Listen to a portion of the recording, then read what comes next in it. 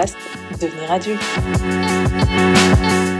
Bonjour à tous, je suis ravie de te retrouver avec ma nouvelle invitée, Justine. Elle a accepté de répondre à mes questions avec beaucoup de gentillesse et nous raconte qu'elle vient de vivre son plus grand rêve, partir 6 mois à l'étranger. Justine se confie sur son voyage, son retour, mais aussi les points positifs et négatifs de la vie d'adulte.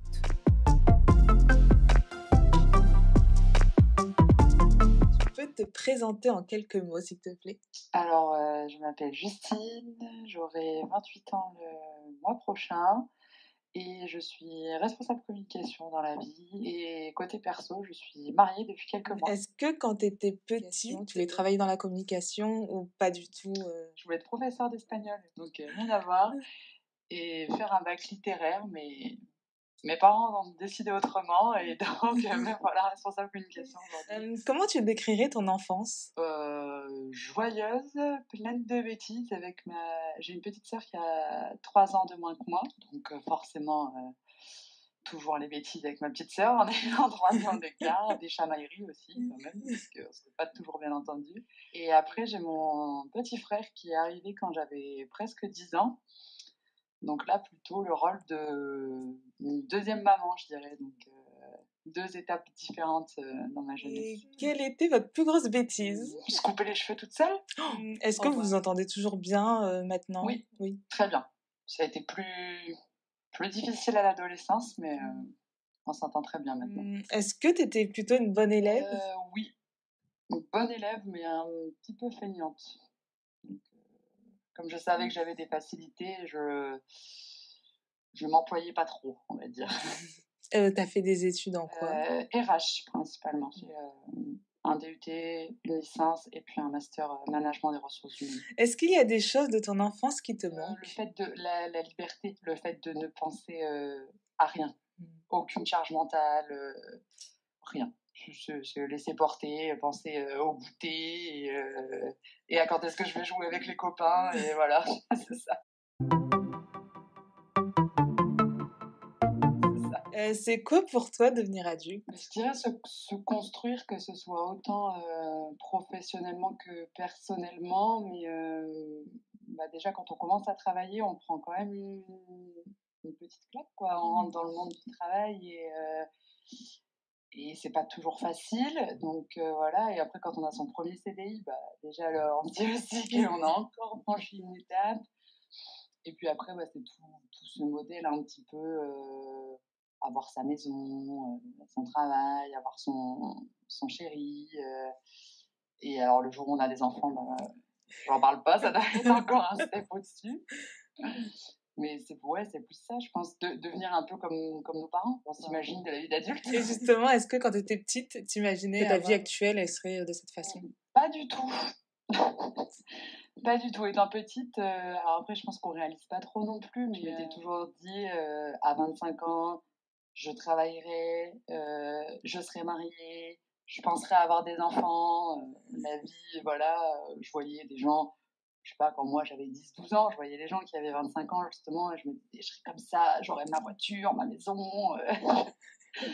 Et en fait, pas du tout, parce que là, je vais avoir 28 ans et alors oui, j'ai mon travail, ma maison et tout ça, mais là, je reviens d'une pause de 6 mois à l'étranger. J'ai plus envie de vivre tout ce que je peux vivre en étant, entre guillemets, plus ou moins libre, sans penser à toutes les autres contraintes qu'on a dans la vie quotidienne. Et du coup, tu étais partie dans quel pays? Australie, Nouvelle-Zélande et 3 semaines aux Philippines pour finir. T'es partie sur un coup de tête, c'était prévu? On avait envie de partir, que ce soit mon mari ou moi. En fait, on a tous les 2 fait nos études en alternance et on a commencé très vite, du coup, à être dans le monde du travail, et cetera. Et vivre une expérience comme ça, c'était vraiment un truc qui nous manquait, qu'on aurait vraiment aimé vivre plus jeune dans le cadre de nos études, et cetera, et qu'on n'a pas pu faire. Et donc, on s'était toujours dit que on le vivrait ensemble un jour, justement pour un peu, on va dire, rattraper ce qu'on a loupé et qu'on n'a pas pu faire. Il y a 2 ans, je pense, on s'est dit 2023-2024, ça sera la bonne année par rapport à nos boulots respectifs, les congés, etc.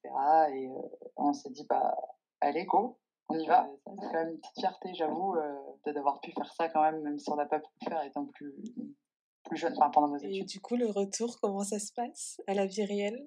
C'est assez compliqué. Je On est l'un que ce soit l'un ou l'autre, on est très fatigué. Je pense que c'est au-delà du décalage horaire, juste de revenir dans la vie quotidienne classique alors qu'on a vécu, à l'aventure, pendant quelques mois, c'est plutôt compliqué et professionnellement parlant, je pense que mon mari, ça va pour lui parce qu'il aimait vraiment bien tout ça. Moi, je pense que je suis arrivée à un tournant de mon poste et je réfléchis à la Et suite. vous aviez prévu, l'itinéraire ou vous êtes laissé porter? Alors, on avait prévu un itinéraire qu'on n'a pas respecté. En fait, on a loué un van pendant 2 mois en Australie pour, essayer de parcourir le max de kilomètres possible et dans tout ça, on s'était dit que, bah, peut-être on travaillerait. Enfin, on avait pris notre Working Holiday Visa pour aussi vivre cette expérience. Finalement, il y a énormément de backpackers, en Australie, surtout pour les années 2023 et 2024 par rapport au Working Holiday Visa de Covid que les gens ont encore. Mmh.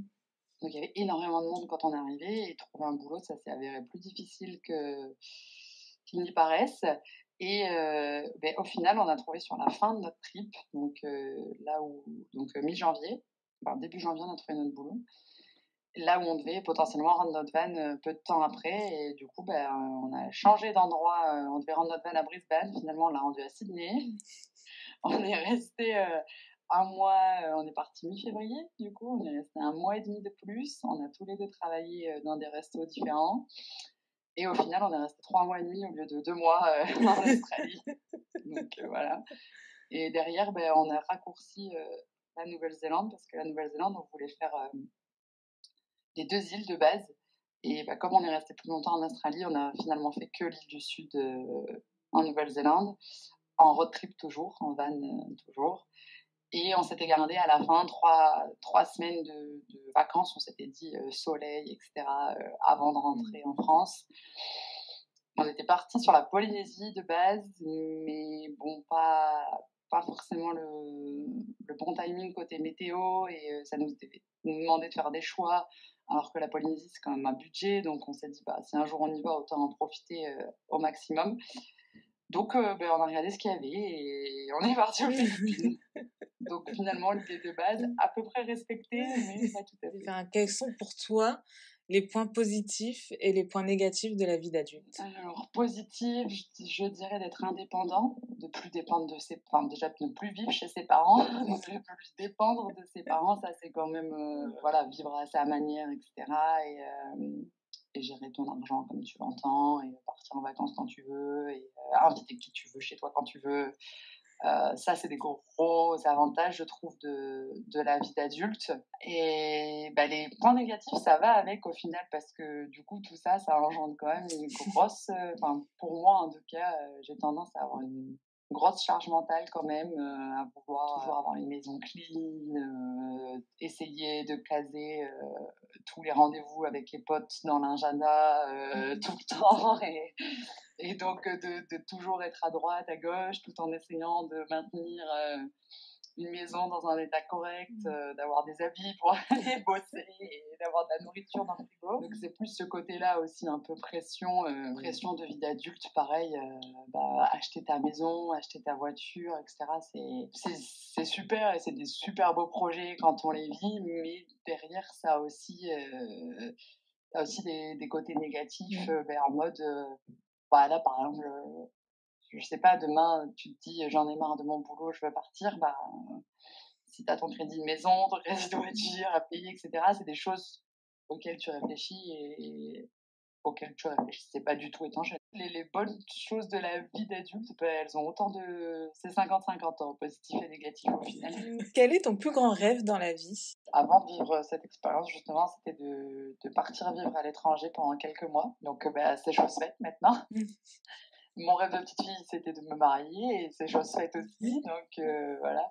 Là, je dirais qu'après avoir vécu une expérience comme ça, mon prochain rêve, ce serait de recommencer. Est-ce que tu as peur de grandir? Oui, pourquoi? Parce que avec tout ce qui se passe aujourd'hui dans le monde, que ce soit politique, climatique, enfin tout ce qui suit, on sait pas trop, ce qui nous attend, ce qui attend les générations futures aussi. Donc ça, c'est le plus compliqué et surtout, bah, si moi je vieillis, ça veut dire que les personnes plus âgées que moi, vieillissent aussi et que, bah, potentiellement elles finiront par partir. Et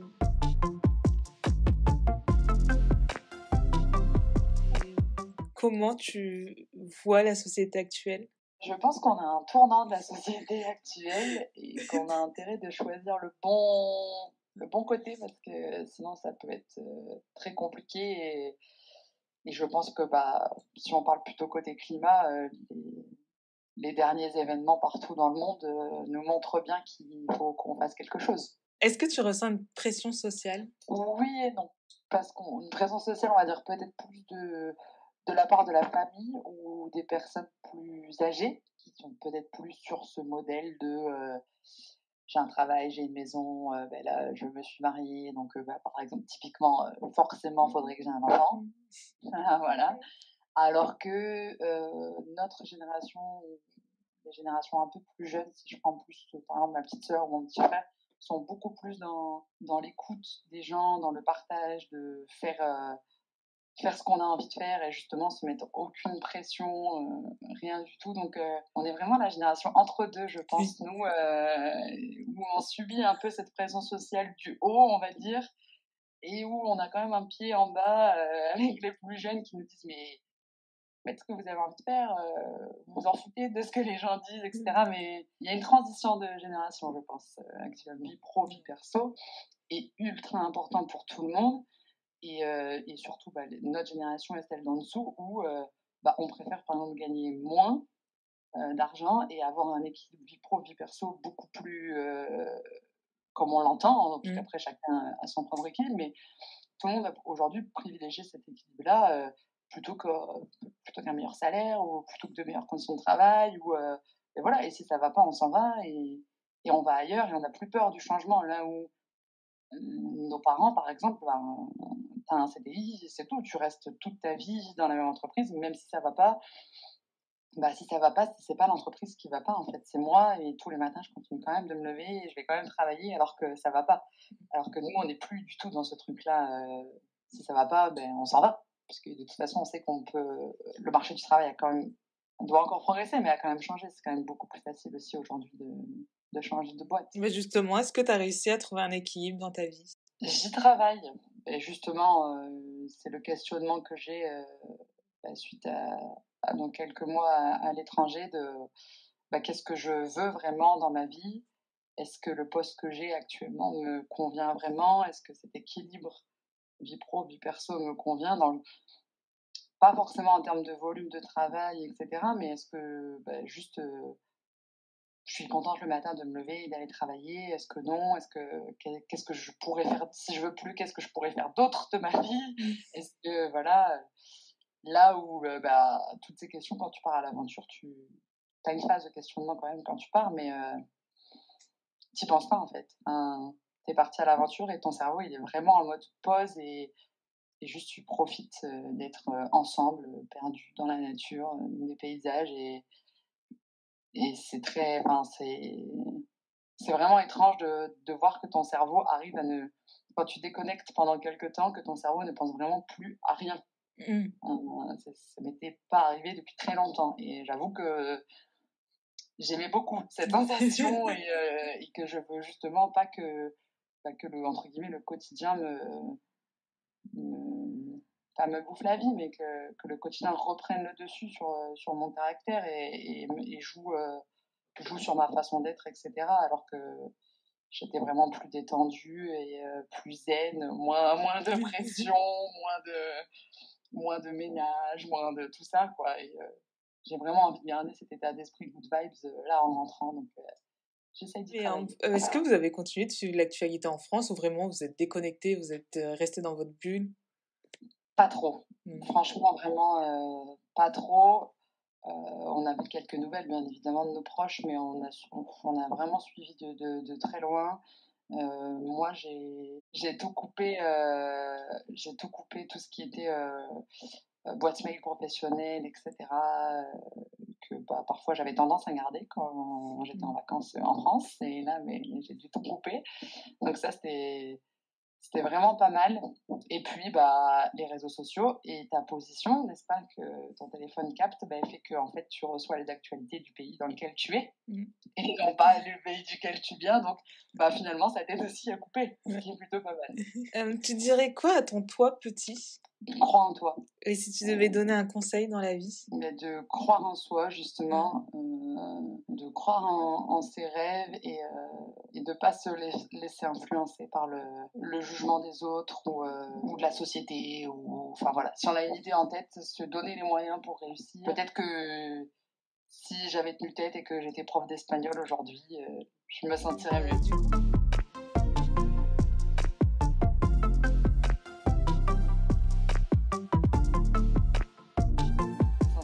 Du coup, on va passer aux 10 dernières questions rapides. Je te pose la question et tu réponds du tac au tac. Couche tôt ou couche tard? Couche tôt. Le lait avant ou après les céréales? Avant. Bon élève ou plutôt dissipé? Moitié. Scooby-Doo ou Tamagotchi? Scooby-Doo. Une activité extrascolaire? Basket. Le goûter parfait selon toi? Un Kinder Country. Le premier poster que tu as eu dans ta chambre? Tokyo Hotel, je pense. Je me souviens de cette folie. Le prénom de ton premier amoureux? Giovanni. Est-ce que tu es encore en contact avec? Non. Je l'ai sur les réseaux. Ton premier job? Je bossais à la plage. Le plat de ton enfance? Cordon bleu pâte. Et enfin, ton premier voyage à l'étranger? Budapest. Écoute, un grand merci à toi. Est-ce que tu as un mot de la fin? Croyez en vous et vivez vos rêves. Merci Justine d'avoir pris le temps de répondre à mes questions. N'hésitez pas à aimer, partager et commenter cet épisode, mais aussi à vous abonner. On se retrouve un mercredi sur 2 sur le podcast et tous les jours sur l'Instagram Devenir Adulte. Je te fais des poutous!